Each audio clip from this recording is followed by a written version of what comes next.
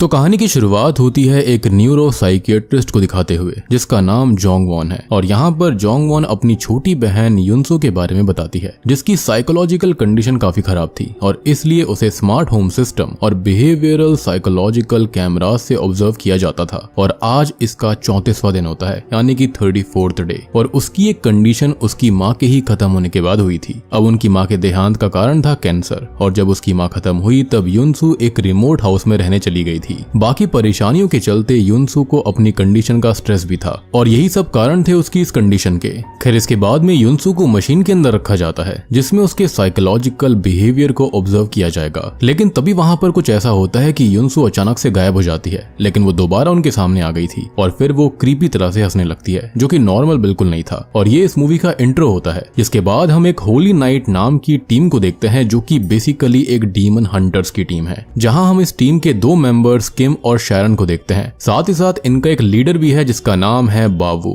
अब बावू के पास में असल में सुपर ह्यूमन स्ट्रेंथ भी है। शैरन के पास में स्पिरिचुअल पावर्स हैं जिससे कि वो डीमन या फिर स्पिरिट्स को सेंस कर सकती है। और आखिर में किम के पास कोई भी शक्ति नहीं है, लेकिन उसके पास बहुत ही भयानक नॉलेज है। और इसी बीच वहां पर एक डिटेक्टिव चॉय आता है जो कि एक आदमी को अपने साथ लेकर आया था। दरअसल उस आदमी की बेटी सुजिन गायब थी और इस बात को काफी दिन बीत गए थे। अब उस आदमी ने अपनी बेटी को ढूंढने के लिए डिटेक्टिव्स को भी भेजा था, लेकिन उनके साथ कुछ अजीब सा घटित हुआ और उनमें से 2 लोग मारे गए और एक तो क्रिटिकल कंडीशन में है। चॉय बताता है कि उन्हें उसकी बेटी को ढूंढना होगा। यहाँ पर अब वो बाबू के पास आते हैं जहाँ पर बाबू राजी हो गया था। अब वो आदमी यहाँ पैसे भी लेकर आया था, जिसके बाद वो आदमी वहां से चला जाता है। अब यहाँ पर चॉय अपना हिस्सा लेता है, यानी कि पैसे लेता है, बेसिकली कमीशन, क्योंकि अक्सर वही क्लाइंट्स को उनके पास लेकर आता था। खैर इसके बाद उनकी टीम निकल जाती है अपना काम खत्म करने के लिए। अब दूसरी ओर हम एक खबर को देख पाते हैं जहां पर यह बताया जा रहा था कि सोल शहर और बाकी जगहों पर खून वाले केसेस बढ़ते जा रहे हैं, जिससे कि लोग काफी डरे हुए हैं और ये मर्डर्स असल में एक ग्रुप कर रहा था।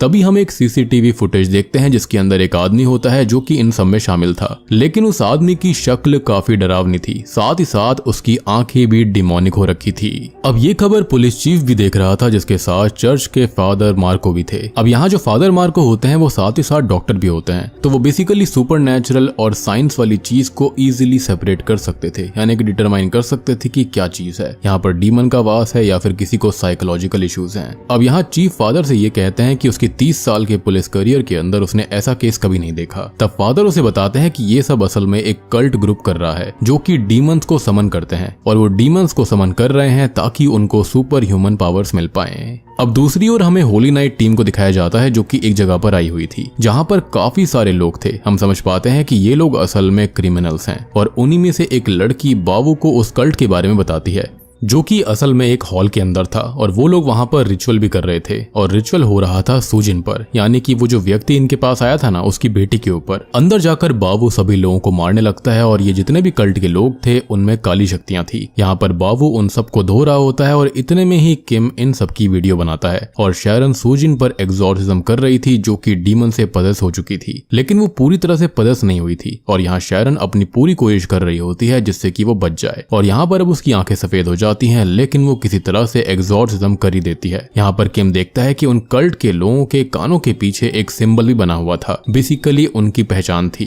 अब यहाँ पर बावू रिचुअल के सामान को आग लगा देता है, जिसके बाद वो वहां से निकल जाते हैं। अब सीन चेंज होता है जहाँ पर हम जोंग वॉन को देखते हैं जो कि हॉस्पिटल में थी। वहीं पर फादर मार्को भी होते हैं, और इसके बाद जोंग वॉन अपनी बहन को देखने जाती है जहाँ पर वो उसके लिए काफी परेशान थी।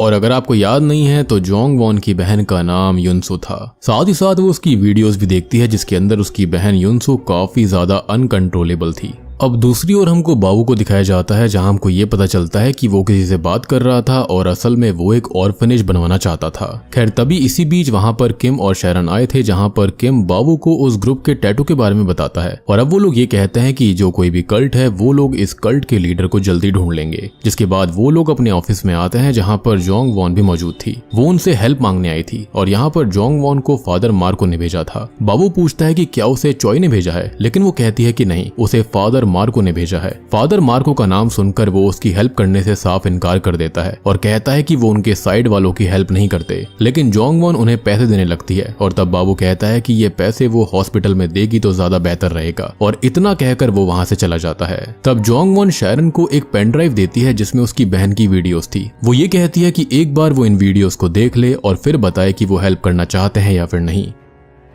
अब सीन बदलता है जहां पर हम जोंगवॉन को देखते हैं और जोंगवॉन अपनी बहन के पुराने वीडियोस को देख रही थी, और यहाँ से हमको पता चलता है कि वो अपनी बहन की कितनी फिक्र करती है। उसे उसकी पहली वाली बहन वापस चाहिए थी, और इसी बीच वो सीसीटीवी में देखती है जहां पर उसको ये पता चलता है कि उसकी बहन अपने बिस्तर पर थी ही नहीं, और इसलिए वो जल्दी से दौड़ कर जाती है और अपनी बहन को चेक करने लगती है, लेकिन वो सच में वहां पर नहीं थी। तभी हम युनसू को उसके पीछे देखते हैं जो कि धीरे धीरे उसकी ओर बढ़ रही होती है, लेकिन जैसे ही वो पीछे मुड़ती है वहां कोई नहीं होता। जिसके बाद जोंगवॉन आगे देखती है कि तभी उसकी बहन वहीं बिस्तर पर थी। खैर अब हम उसे फादर मार्को से बात करते हुए देखते हैं जहां फादर मार्को ये बताते हैं कि उसे एग्जॉर्सिज्म वगैरह की ज्यादा नॉलेज नहीं है और इसलिए उसने उसे बाबू के पास भेजा था। तब जोंगवॉन उसे सब कुछ बता देती है कि उसने उसे साफ मना कर दिया है और वो बस अपनी बहन को बचाना चाहती है। तभी दूसरी ओर हमें किम को दिखाया जाता है जो कि बाबू के पास आता है और वो शैरन के बारे में पूछता है। तभी शैरन भी वहां पर आ जाती है। किम उससे ये कहता है कि उन्हें उस पेन ड्राइव की वीडियो को देखना चाहिए, लेकिन बाबू कहता है कि रहने दो। जिसके बाद बाबू उन दोनों को उनकी सैलरीज देता है। तब किम ये कहता है कि शहर के अंदर लोग मरते जा रहे हैं और अब उनका काम भी थोड़ा मुश्किल होता जा रहा था, तो क्या वो उसकी सैलरी बढ़ाएगा। वो लोग बात कर ही रहे थे कि तभी वहां पर फादर मार्को आ जाते हैं जो कि बाबू से 10 साल बाद मिल रहे होते हैं। जिसके बाद मार्को और बाबू बात करते हैं। मार्को कहता है कि जोंगवॉन को उसने भेजा था लेकिन उसने मना कर दिया। वो बताते हैं कि जोंगवॉन की बहन की हालत वाकई में बहुत खराब है और उसे उनकी सच में हेल्प चाहिए। तब बाबू कहता है कि वो उसके काम में कभी इन्वॉल्व नहीं होगा, और क्यों नहीं होगा, क्योंकि पास्ट में फादर मार्को की गलतियों की वजह से बहुत कुछ उसने सहा था। कई लोग खत्म हुए थे, सैक्रिफाइस हुए थे और कई सारे बच्चे भी उसके अंदर शामिल थे, और फादर की वजह से ल्यूसीफर नाम का डेविल आजाद हुआ था। और यहाँ पास्ट में उनके साथ एग्जैक्टली क्या हुआ वो अभी हमें बताया नहीं जाता।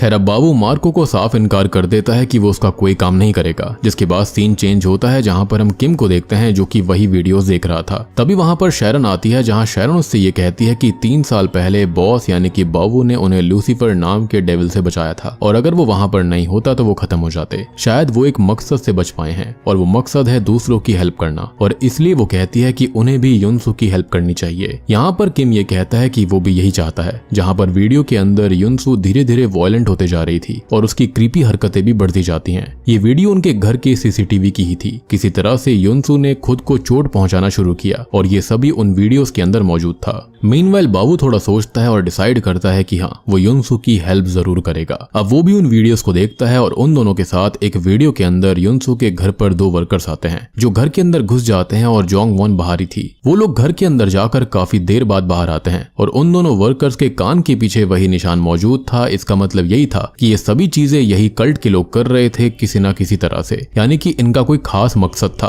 और इस बारे में जोंगवॉन को कभी पता नहीं लगा। अब यहाँ पर ये लोग सोचते हैं कि ये सभी चीजें आर्च बिशप ल्यूसीफर से रिलेटेड थी और ये आर्च बिशप ल्यूसीफर ही इस सैटेनिक ग्रुप के पीछे था, मतलब उसी का हाथ इसमें है। दूसरी ओर मार्को जोंगवॉन को पास्ट की सारी बातें बताता है कि बाबू क्यों उससे नफरत करता है। वो बताता है कि बाबू उनके साथ एक ऑर्फनेज में पला बड़ा था जिसे सिस्टर एंजेला चाहती थी। उन दिनों वहां पर एक बच्चा था जिसका नाम जोसेफ हुआ करता था। वो जोसेफ और बाबू चुनिंदा बच्चों में से एक लौते 2 थे और बचपन से ही बाबू के अंदर सुपर स्ट्रेंथ जैसी शक्तियां थी। वहीं जोसेफ के अंदर डीमंस को लोगों के अंदर से बाहर निकालकर उन्हें बचाने की शक्तियां थी। अब बाकी बच्चे तो जोसेफ से डरा करते, लेकिन बाबू के वो बहुत ही ज्यादा करीब था। वो दोनों एक दूसरे के लिए भाई जैसे थे और जोसेफ बाबू से 3 साल बड़ा था। बाबू हमेशा से जोसेफ को बचाते हुए आ रहा था और वो उसकी काफी फिक्र भी किया करता। अब जोसेफ एक एग्जॉर्सिस्ट प्रीस्ट बनना चाहता था, इसलिए वो उसी के रास्ते पर था, लेकिन बाबू ने ऑर्फनेज छोड़ दिया था और उसके बाद उसने अंडरवर्ल्ड से पैसा कमाना शुरू किया और उन पैसों को वो ऑर्फनेज में दे दिया करता था।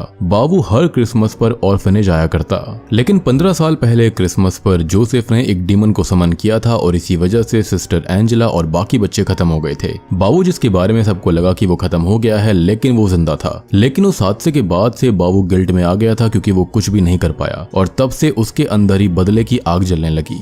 अब जिस जोसेफ को वो अपने भाई जैसा मानता था और उसने ही अपनों के साथ ऐसा कर दिया, तो वो जोसेफ से बदला लेना चाहता था। लेकिन बाबू को पता नहीं था कि जोसेफ है कहां पर, और उस समय जोसेफ लोगों की जिंदगी को एब्जॉर्ब करके अपनी इविल पावर इंक्रीज कर रहा था। बेसिकली वो डार्क पाथ पर चला गया था। लेकिन इन सब पर मार्को को भरोसा नहीं था, इसलिए उसने इस हादसे के बारे में किसी को नहीं बताया। और यहाँ मार्को चाहता था जोसेफ को रोक सकता था, लेकिन उसने कुछ भी नहीं किया, और यही कारण था कि बाबू उससे सख्त नफरत करता था। और कहीं ना कहीं मार्को भी रीजन था लूसीफर के आजाद होने का, और ये सब बाबू मानता है।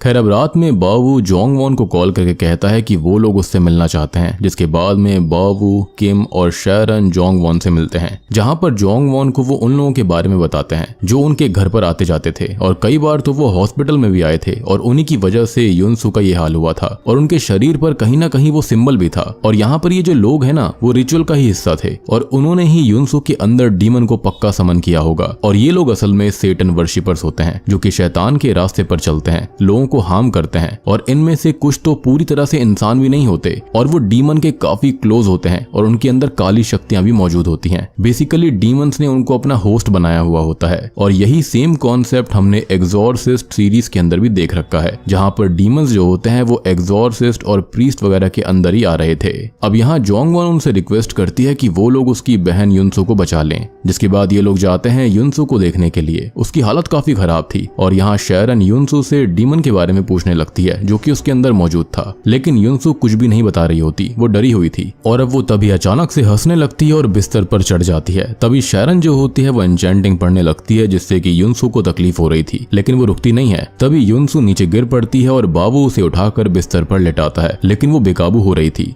और तभी वो उन सबको अपनी शक्तियों से दूर धकेल देती है, जिसके बाद वो अचानक गायब हो जाती है। अब ये लोग जल्दी से सीसीटीवी में चेक करते हैं, लेकिन उन्हें युनसू हर मॉनिटर पर दिख रही थी। तब शैरन अपनी शक्ति से पता लगाती है कि वो है कहां पर, जिसके बाद वो सभी उसे ढूंढने निकल पड़ते हैं। लेकिन होता यह है कि जाते वक्त युनसू ने बाकी साइकोलॉजिकल पेशेंट्स को फ्री कर दिया था, जो कि इन लोगों को आगे नहीं बढ़ने दे रहे थे। तब बाबू उन सबको एक एक करके साइड करता है। इसी बीच युनसू बाहर निकल गई थी और उसके पीछे जोंग वॉन भी थी, लेकिन तभी युनसू अंधेरे में कहीं चली जाती है, उसको कोई खींच लेता है, जिसके बाद जोंग वॉन उसको ढूंढती है, जो कि रोड के बीच में थी। अब जोंग वॉन उसके पास जाने लगती है और यहाँ पर युनसू बेहोश होकर गिर पड़ती है। तभी जोंग वॉन उसके पास आती है और उसको उठाने लगती है, लेकिन तभी उधर से एक ट्रक आ रहा होता है, तो वो उन्हें कुचलने ही वाला था कि तभी होली नाइट टीम आकर उनको बचा लेती है, जिसके बाद ये लोग जल्दी से युनसू को गाड़ी में डाल देते हैं और ले जाते हैं उसे उसी के घर पर, क्योंकि वो घर एक सुनसान इलाके में था जहाँ पर किसी और की जान को कोई खतरा नहीं होने वाला था। अब इसके बाद ये लोग युनसू को चेयर से बांध देते हैं और उसके आसपास नमक से घेरा बनाया जाता है, ताकि युनसू उस लाइन को क्रॉस ना कर पाए। और यहाँ पर किम अपनी वीडियो रिकॉर्डिंग ऑन करता है, जिसके बाद शैरन अपना काम शुरू करती है। और यहाँ पर डीमन को काफी तकलीफ हो रही थी, लेकिन साथ ही साथ ये डीमन काफी शक्तिशाली भी था। लेकिन तभी उस घर के अंदर अंधेरा होने लगता है, जो कि इस बात का साइन था कि यहाँ पर काली शक्तियां आ चुकी है, और वो काली शक्तियां थी वही वर्शिपर जो कि घर के अंदर घुस गए थे। और इसलिए बाबू जाता है उन्हें सबक सिखाने के लिए, जिसके बाद यहाँ पर एक एक करके वो सभी को खत्म कर देता है। अब बाबू दोबारा उस रूम के अंदर आता है, जहाँ पर ये लोग देखते हैं कि किसी तरह से जोंग वॉन पजेस हो गई थी, जिसके बाद ये लोग उसको संभालते हैं और दूसरे रूम में लेकर आते हैं। और ये बात काफी अजीब होती है, क्योंकि इन्होंने वो नमक का घेरा बनाया था, जिस वजह से वो डीमन उसको पजेस नहीं करना चाहिए था। लेकिन आखिर ऐसा हुआ कैसे? तब शैरन थोड़ा ध्यान लगाती है और उसको पता लगता है कि घर की दीवार के पीछे कुछ है, जिसके बाद वो वॉल स्टिकर हटाते हैं, जिसके पीछे कई सारे डिमोनिक साइंस बने हुए थे, और इसी की वजह से ये डीमन पावरफुल हो रहा था, और ये घर ही सबसे बड़ी जड़ थी। अब शैरन उन साइंस की पावर को कम कर रही थी कि तभी युनसू अचानक से चिल्लाने लगती है, जिसके बाद सभी युनसू के पास गए, लेकिन वो ये कहती है कि उसे ऐसा लग रहा है कि जैसे कोई उसके अंदर से निकला है, और अब वो काफी हद तक ठीक महसूस कर रही थी। ये सुनकर जोंग वॉन उसके पास जाने लगती है, लेकिन वो लोग उसको रोक लेते हैं, क्योंकि डीमन अब भी उसके अंदर था और वो बस उसे मैनिपुलेट कर रहा था। और ये बात बिल्कुल सही थी, क्योंकि वो डीमन अभी भी उसके अंदर था, और मुझे ऐसा लगता है कि वो शायद से जोंग वॉन को पजेस करना चाहता था, क्योंकि वो ज्यादा शक्तिशाली थी, बेसिकली बेटर होस्ट होती है। जिसके बाद में वो डीमन बाबू के गिल्ड पर निशाना बनाता है और उसे उसके पास्ट के जरिए मैनिपुलेट करता है। लेकिन बाबू इस डीमन को गुस्से में मारने लगता है, लेकिन वो कोई और नहीं बल्कि शैरन थी, जिसका गला वो दबा रहा था। जिसके बाद शैरन उस पर दूसरा रिचुअल करने लगती है, लेकिन वो डीमन उसे भी मैनिपुलेट करने लगा था। अब वो डीमन जो होता है ना, उसको एक अलग ही दुनिया में लेकर चला जाता है, बेसिकली उसकी स्पिरिट को। मतलब कि उसका शरीर तो वहीं घर के अंदर था, लेकिन डीमन उसे दूसरी दुनिया दिखा रहा था। अब शैरन जो होती है उस डीमन से उसका नाम पूछती है, लेकिन वो नाम नहीं बताता। जिसके बाद वो दोबारा असल दुनिया में आते हैं, जहाँ पर शैरन उस डीमन को मजबूर करने लगती है उसका नाम बताने के लिए। और तभी डीमन युनसु बनकर जोंगवॉन से मदद मांगती है, और यहाँ पर डीमन उसके इमोशंस के साथ खेल रहा होता है, जो कि काम भी करता है। अब जोंगवॉन जो होती है वो लाइन क्रॉस कर देती है, जिससे कि वो सर्कल मिट गया था, और अब यहाँ पर डीमन अपने पीक लेवल पर आ गया था और वो काफी शक्तिशाली हो चुका था। अब यहाँ पर वो लोग उस डीमन को ढूंढने लगते हैं, लेकिन वो डीमन बिल्कुल उनके सामने ही था और तैयार था। वो उन सबको मारकर गायब हो जाती है। जिसके बाद वो लोग उसे ढूंढते हैं और दूसरी ओर जोंगवॉन उसे सीसीटीवी की मदद से ढूंढ रही थी, लेकिन तभी वो सीसीटीवी मॉनिटर बंद हो जाते हैं। जिसके बाद वो बुक शेल के पास जाती है, जहां पर बुक शेल उसके ऊपर गिरने लगता है, लेकिन तभी बाबू आकर उसको बचा लेता है। अब इसके बाद उनको कुछ आवाज आती है जो कि किम की थी, और किम को उस डीमन ने उठाया हुआ था, लेकिन वो लोगों के आने पर उसे छोड़ देता है। अब यहाँ पर ये सारी चीजें एक जगह से कंट्रोल हो रही थी। अब इसी बीच जोंगवॉन को ये याद आता है कि कल्ट के लोग जो थे वो रूप बदल कर आए थे, और जोंगवॉन से उन्होंने वॉर हाउस के बारे में पूछा था। और ये सुनकर बाबू वॉर हाउस चला गया था, जहाँ पर ढेर सारे वर्शिपर्स डीमन को बुलाने के लिए रिचुअल कर रहे थे, और इसी के चलते ये सब हो रहा था। दूसरी ओर शैरन को डीमन का नाम भी पता चल चुका था, जो कि था अस्मोडियस। और अस्मोडियस डीमन को हमने देखा हुआ है पैरानॉर्मल एक्टिविटी वाले लास्ट पार्ट में, यानी कि जो लेटेस्ट पार्ट अभी रिलीज हुआ था, और मैंने उसे ऑलरेडी एक्सप्लेन किया है, तो आपको इसकी शक्तियों के बारे में और डिटेल में उस मूवी के अंदर पता लग जाएगा, जिसका लिंक आपको नीचे पिन कमेंट में टॉप पे ही मिलेगा। अब यहाँ पर वो उस डीमन को ढूंढ रही होती है कि तभी वो उसके सामने आ जाता है, और युनसु की बॉडी के साथ वो था। वो लोग उस डीमन को रोकने की कोशिश करते हैं, लेकिन वो डीमन उनको बेहोश कर देता है। दूसरी ओर बाबू उन लोगों को धो रहा होता है कि तभी डीमन उसे पजस करने लगता है, और बाबू उस डीमन को उसे पजस करने देता है, लेकिन इसके बाद वो कंट्रोल में आकर उसी की पावर से उसे खत्म कर देता है, और यहाँ पर उसने न्यू पावर भी अनलॉक कर दी थी। दूसरी ओर एक वर्शिपर उन लोगों को मारने आता है, लेकिन किम उसे रोकने की कोशिश कर रहा था, लेकिन वो किम पर भारी था। तभी बाबू आकर उसे मारता है, और अब सभी लोगों के सामने युनसु आ जाती है, जिसके अंदर वो डीमन था। पहले तो ऐसा लगता है कि जैसे युनसु ठीक हो गई है, लेकिन तभी वहां पर एक पोर्टल खुलता है, जहां पर डीमन युनसु को ले जा रहा था,